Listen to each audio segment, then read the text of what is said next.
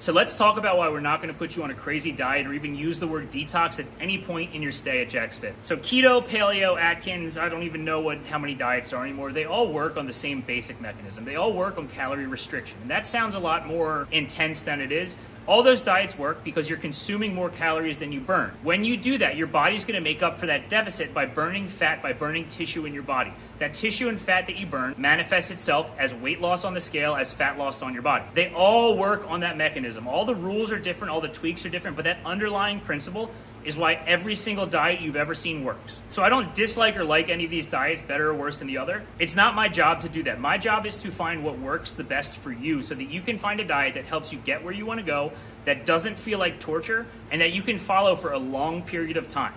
So that's why we recommend calories and protein.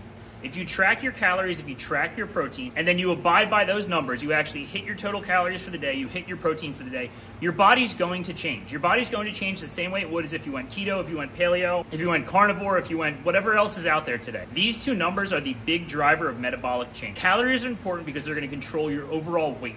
If you think of your body like a balloon, your calories are the air going in and out of the balloon. So if I just started blowing on the balloon, it's going to expand. But if I put a little hole on the other side of the balloon, as I blow, the balloon's going to stay at about the same size. And then if I stop blowing and just let the air go out that hole, the balloon's going to shrink. Calories are the same thing. They dictate the size of your body. So the number that you got in your text message is the number of calories that are calculated to help you from where you are right now get where you want to go in the time frame that you specify. And then the protein in that text message is the same thing. Protein is important because it builds and maintains muscle mass. No matter what your goal is, there's going to be some degree of muscle building or muscle retention involved. So if you are trying to lose weight and look toned on the beach this summer, you're going to need to keep your muscle or add a little bit of muscle as you shed that fat to give your body that toned look. On the flip side, if you are trying to gain weight and look jacked, you're going to need to build a lot of muscle. Both of those things are done via your protein intake. And we will supply you with our recommended sources of protein besides food, like supplements and things like that.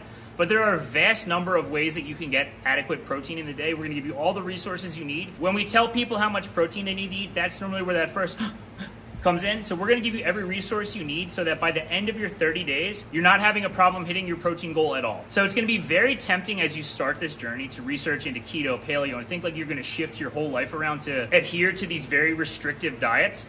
And if you find one that slides in perfectly with your life, that doesn't add any extra stress and actually adds value to your life, go for it. We will help you optimize that 100% of the way. But if you're like most people, and these diets seem a little too restrictive, a little too like life interrupting to be anything other than a fantasy, that's perfectly fine.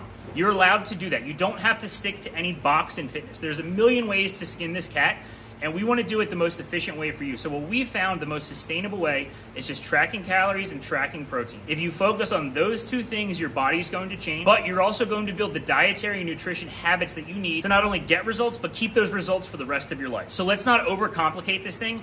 Let's simplify it, and let's focus on the two numbers that actually affect the metabolic science behind how your body changes.